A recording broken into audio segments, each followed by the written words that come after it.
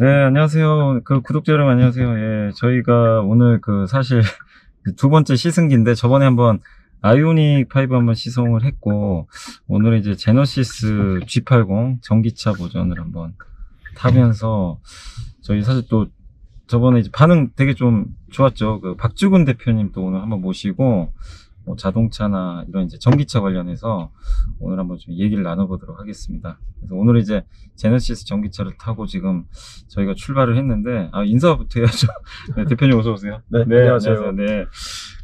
이게 이제 차를 타보니까 이게 시동이 걸려있다 그러는데, 못 느꼈어요. 전혀 못 느꼈어요. 저도. 아무 소리가 안 나가지고. 시승기는 처음이라서 예. 정말 조용하네요. 근데 제가 저번에 아이오닉 5로 타봤는데, 네. 이게 더 좋네요. 타보니까 확실히 이게 좀 고급차라 그러시면 모르겠는데 승차감도 더 좋은 것 같고. 그런데요, 이게 무게감이 예. 제가 요 앞에 그러니까 G80 모델을 꽤 오래 운전을 했었는데 네네. 성차감이 약간 묵직한 느낌이 있어요. 그래요. 네. 예. 괜찮은데요. 예. 네.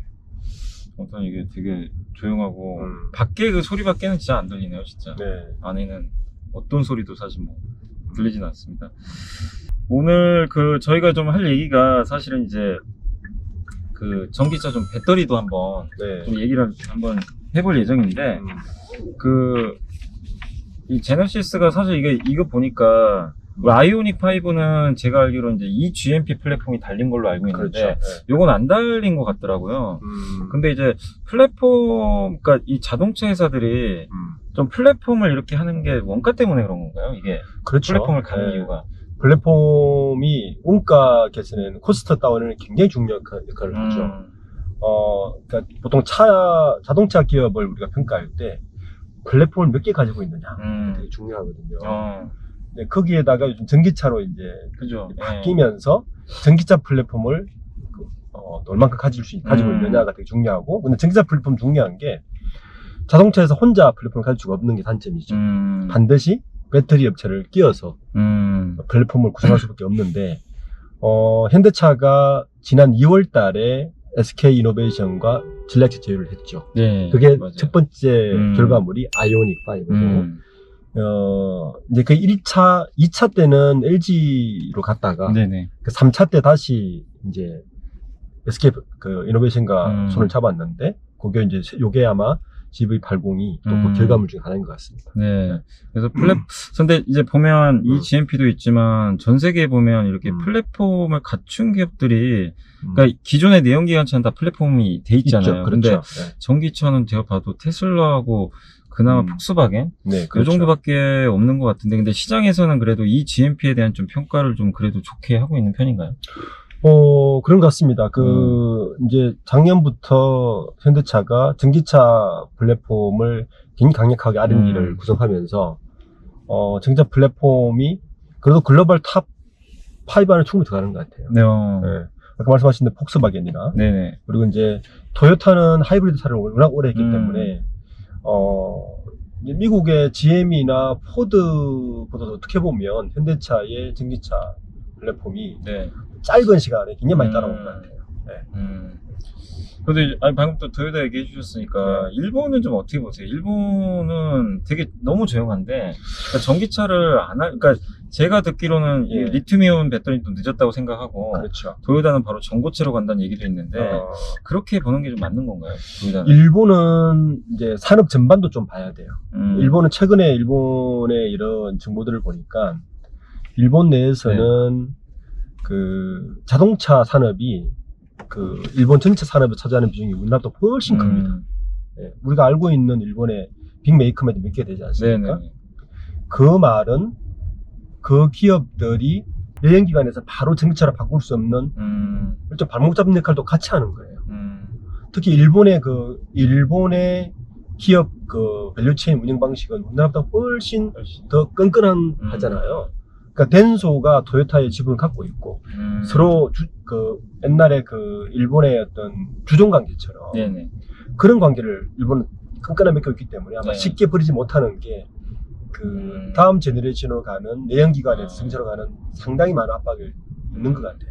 그래서 일본이 그런 총체적인 어떤 설계를 하고 있는 것 같습니다. 그래서 좀 조용하고, 그래서 일본이 바로 못넘하고 하이브리드로의 네. 포커싱 한게 바로 그런 이유 때문이거든요. 일본 문무성이나 일본 산업성에서 바로 넘어갈 수가 없는 거예요. 뭐 독일보다도 일본이 훨씬 자동차 산업의 비중이 크기 때문에 그에 대한 비중이 상당히 있는 걸로 알고 있습니다. 네. 그러니까 일본이 어쨌든 이게 지금 내연 기간 이제 사실 끝나가는데 그렇죠. 이거를 참 버리기가 참 만만치가 않겠네요. 연관된 사업이 너무 크니까. 맞아요. 제가 작년에 뭐 몇몇 방송에서 네네. 이런 여러 가지 예측을 할 때, 네. 이게 트리거 포인트, 어떤 산업에서 네. 메이저 트렌드가 바뀌는 트리거 포인트보다 30%로 보거든요. 30. 그러니까 작년에 많은 시장 전문조사 기관에서 전기차의 시장 점유율 변화가 15%를 넘어서는 게 원래 넘어설 것이었는데 훨씬 빨리 넘어서고 있어요. 네. 30%가 되는 순간 그게 내년쯤 보고 있는데 네. 내년 순간 내연기관 산업 정책이 굉장히 많이 바뀔 거예요. 그건 분명히 불러줄 뻔하기 때문에 네. 일본은 아마 그때 어떻게 대응할지가 좀 보고 있는 관전 포인트 중에 하나. 그러니까 어떻게 보면 근데 현대차 입장에서는 기회잖아요. 토요타가 기회죠. 세계 최강인데 뒤에 있다는 거. 현대차 입장에서는 우리가 잘 아시듯이 네. 하이브리드가 막 일본에 치고 나갈 때 네. 너무 늦은 거 아닌가? 현대차는 전기차도 놓쳤고 하이브리드 놓쳤고 뭐 생태계에도 구축되지 않는 뭐 수소차에만 매진하고 있는 게 아닌가? 네. 현대차의 위기 아닌가? 뭐 이런 얘기 되게 많이 했었거든요. 맞아요.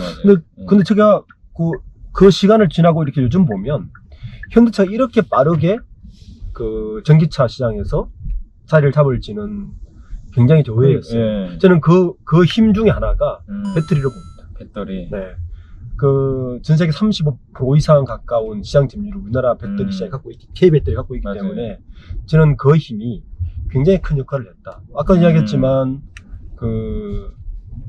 자동차의 플랫폼, 그러니까 네네네. 갖고 있는 플랫폼 내연기관 굉장히 중요한데 전기차에 오면서 그건 당연히 중요한데 네. 그 플랫폼 형성에 중요한 것 중 하나가 배터리 업체이기 때문에 그 영향을 되게 많이 덕을 봤다. 이렇게 볼 수 있을 것 같아요. 저도 예전에 몇 년 전에 그러니까 현대차를 보는 시각들이 다 그랬죠. 이게 너무 이거 큰일이다. 빨리 이쪽으로 넘어가야 되는데. 그래 걱정 많이 했잖아요. 네, 진짜 많이 했거든요. 그래서 현대차 저래가지고 네, 저렇게 해가지고 어떻게 네. 따라갈 수 있을까? 뭐 했는데 생각보다 빨리 적응했고 그러니까요. 수익률도 많이 남기고 그리고 네. 사실 지금 우리가 몰고 있는 2780 네. 전기차 같은 경우도 자동차의 그 수익 구조를 보시면 알겠지만 대부분 럭셔리 카시만 남잖아요. 네. BMW하고 벤츠가 영업이익률 9%를 계속 상회하는 이유 중에 하나는 고급차 시장을 갖고 맞아요. 있기 때문이거든요. 그전에 현대차의 가장 큰 바틀렉은 뭐 마켓 쉐어는 큰데 고급차 시장을 먹지를 못하니까 맞아요. 굉장히 그게 큰 어떤 위크 포인트였는데 G80 같이 전기차 시장에서 럭셔리카로 진입했다는 것은 상당한 의미로 볼 수 있을 것 같아요. 그럼 이게 제너시스 브랜드가 사실 런칭하고 나서 제가 알기로는 미국에서도 존재감이 없고 되게 없었죠. 고생한 걸로 네. 아는데 현재 포지션을 봤을 때는 그 대표님 생각하기에는 그러니까 물론 지금 아직도 진행형이지만 네. 토요타는 렉서스를 안착시켰잖아요. 네. 그렇게 갈 수 있다고 좀 기대를 해도 될까요? 저는 충분히 기대할 수 있을 것 네. 같아요. 그러니까 현대차의 이미지가 미국에서의 어떤 시장 이미지는 가성비 좋은 차, 가성비 뭐 이런 차였잖아요. 네네. 근데 어느 순간부터 지난 시간에 제가 한번 언급한 것 같은데 디자인 C 레벨 라인업을 네. 독일에서 상당히 많은 스카웃을 해오면서 현대차의 프리미엄 라인에 대한 기대감이 상당히 올라오는 건 분명한 것 같습니다. 물론 아직까지 미국 시장에서 제네시스 라인이 완전히 안착하지는 못했지만 네. 충분히 가능성이 있다고 보고 이런 어떤 전기차까지 같이 내놓은 이유도 저는 그쪽에 한 방점을 찍은 것이 아닌가라 생각합니다. 네. 근데 이거 진짜 제네시스 타보니까 되게, 그러니까 지금 전기차도 되게 이게 보면 이게 타면서 느낀 건데 어쨌든 뭔가 이제 또 고급진 것도 있지만 아무튼 좀 되게 괜찮은 것 같아요. 좀 제네시스 지금 제가 타본 소감도 그러니까 다른 차에서 좀 못 느끼는 뭐 정숙성도 분명히 있는 것 같고 그리고 아이오닉 5하고는 또 뭔가 좀 다른 것 같긴 해요. 저도 이제 한번 타봤는데 네.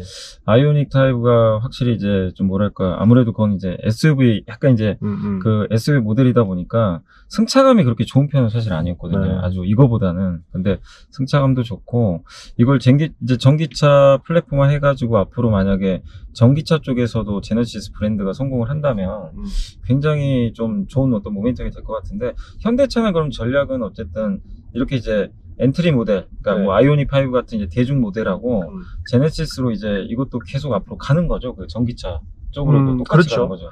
결국에는 그 자동차 기업들이 그 수익 구조에서 가장 그 수익을 많이 남겨주는 차들은 결국에는 네. SUV하고 네, SUV카와 맞아요. 고급차 라인이거든요. 사실 자동차 기업을 평가할 때는 그 두 개의 카테고리 라인에서 라인업을 얼마나 가지고 있고 여기서 얼마나 많이 시장 진출을 하고 있는가가 수익의 핵심이기 때문에 저는 거기서 현대차가 어떤 승부수를 좀 던진 것 같고 그 승부수가 이제 어떻게 먹힐지는 조금 지켜봐야 네. 되겠지만 전략은 나쁘지 않았다 예. 평가할 수 있을 것 같습니다. 네. 저희 이제 좀 자동차 얘기 좀 해봤는데, 근데 이제 배터리 얘기로 좀 넘어오면, 이번에 사실 그 아이오닉 5에 장착돼 있던 것 중에 하나가 그 V2L 기능이라고, 네. 이제 배터리 끌어다 쓰는 거 있잖아요. 네네. 그게 이제 탑재가 되어 있는데, 이것도 역시 그 SK 이노베이션 제품이 장착됐다고 하는데, 네. 1회 충전에 뭐 472km까지 주행이 가능하다고 하는데, 이게 현대차 그룹이 이렇게 보면 뭐 기아의 니로라든가 아이오닉 5 이것까지 해가지고 계속 SK 배터리를 좀 많이 쓰는 것 같은데, 그거 좀 이유가 있나요, 혹시? 이게 두 가지인 것 같습니다. 그러니까 지금 그 배터리 시장이 어쨌든 공급보다는 수요가 많지 않습니까? 네네네. 아직까지는. 그러니까 LG 에너지 솔루션의 배터리는 이미 상당 부분 GM이라든지 네네. 뭐 폭스바겐이라든지 이게 배터리는 결국 선점이잖아요. 네. 지금 뭐 맞아요. 선점해야 되는 시장에서 그 시장에서 현대차가 아직까지는 안 한 것 같고 두 번째는 코스트 문제 같아요. 예. 그런데 반면에 이제 SK이노베이션의 경우에는 아직까지는 전략적 제휴를 한 곳이 많지가 않고 아직 그 공급의 여유도 조금 있는 것 같고 요번에 아마 벌폰까지 했으면 현대차하고 거래 맺는 게 약 30조 원 규모거든요. 미국의 배터리는 어차피 미국 시장이고 국내 배터리 쪽은 현대차하고 전략적 제휴를 네. 하는 이유가 뭐 그런 부분. 그렇다고 삼성 SDI는 아직까지 캐파 자체가 안 돼요. 작으니까. 자체가 안 돼서 그래서 SK이노베이션하고 약간 공급의 안정성 그리고 아직까지는 그리고 SK이노베이션이 현대 그 LG 엔솔보다는 컨트롤하기 좀 편하겠죠. 현대 입장에서는 네. 이 자동차의 어떤 밸류 체인은 굉장히 이게 그죠. 좀 네. 어그레시브하잖아요. 네. 힘의 그 균형이 있는데 네. 그렇게 해서 판단한 것 같습니다. 네. 그래서 이노베이션도 뭐 요새 뭐 물적 분할 이슈 때문에 네. 조금 이제 좀 논란이 있어서 뭐 주가가 좀 부진하긴 하지만 좀 깜짝 놀랐던 게 배터리 수주장군 세계 2등이더라고요. 맞아요. SK 이노베이션이. 네. CATL보다 위에 있는 거 좀 깜짝 놀랐거든요. 그러니까 그게 그런 거죠. 그 포드랑 이제 조인트 벤처 형식으로 해가지고 네. 대형 계약도 따내고 네. 그다음 폭스바겐도 물량이 들어가고 맞습니다. 보면은 앞으로 근데 이제 요새 이제 배터리 투자하시는 분들 제일 좀 힘들어하는 게 자꾸만 이제 내재화 이슈가 나오는데 대표님 생각에는 저도 내재화는 쉽지 않다라고 개인적으로 생각은 하는데 계속 이렇게 조인트 벤처 형식으로 간다고 보세요? 아니면 어쨌든 완성차 업체들은 엔진도 다 내재화 있잖아요. 네, 그런 것처럼 그렇죠. 결국 종착점은 나중에 무조건 다 배터리도 자기가 다 만드는 이쪽으로 그냥 결국 향해서 가는 건지 이게 좀 궁금하긴 하거든요. 저 두 가지를 좀 봐야 되는데요. 네. 일단 경제 규모의 면에서 자동차의 어떤 산업 경제 규모를 보면 네. 배터리가 차지하는 비중이 너무 커요. 음.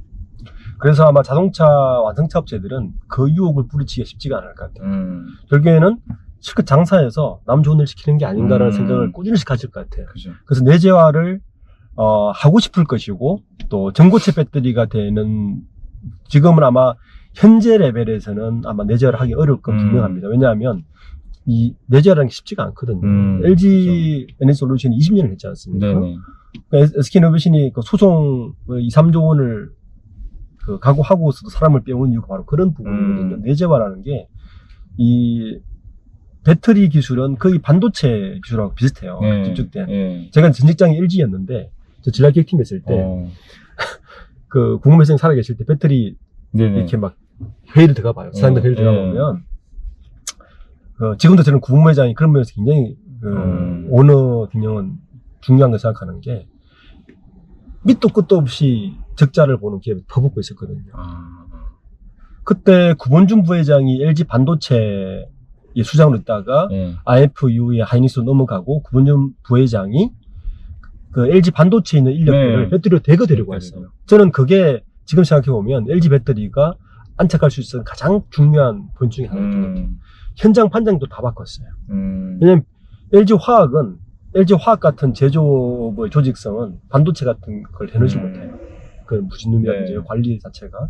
근데 반도체 인력을 가져온 게 가장 큰 성공 이유 중에 하나고, 반도체의 제조 기술력이 있어야 사실은 배터리가 가능하기 때문에 저는 자동차의 제조 프로세스나 제조 조직 가지고 내재화시키기는 상당히 시간이 오래 걸릴 것이다. 시간이 오래 걸린다. 전혀 다른 기술, 전고체 배터리나 전혀 다른 기술을 하지 않는 이상 현재 상태로는 하고는 쉽지만 굉장히 어려울 것이다. 네. 그래서 지금처럼 조인트 벤처로 가는 게 일단은 현재는 가장 각광받을 것이다. 네. 그리고 거기다가 공급이 모자라잖아요. 그죠. 공급이 모자라는데, 예를 들어서 현대차나 복스바겐이나 내재화한다고 한다 그러면 배터리 공급업체가 배터리 공급하겠습니까? 우리 안에 그럼 끝나는 기분 거잖아요. 기분 나빠. 네, 그런 두 가지 부분 때문에 네. 상당 부분은 조인트 벤처로 갈 가능성이 크다. 그러니까 이게 결국엔 어차피 전기차 핵심 배터리이기 때문에 네. 배터리 공급업체 사실 눈치를 안 볼 수도 없겠네요, 사실. 뭐안 의리긴 볼 수 하지만. 어리긴 하지만 네. 시전 갑이죠. 그니까요. 이게 전기차에서 배터리 없으면 이게 전기차 아니니까. 그건 제가 볼 때 자동차 150 역사상 네. 공급업체가 갑이 되는 거 하면 처음일 것 같아요. 네. 반도체는 뭐 부족 일어나긴 하지만 그거하고는 또 게임이 안 되는 정도의 갑인 거죠. 네.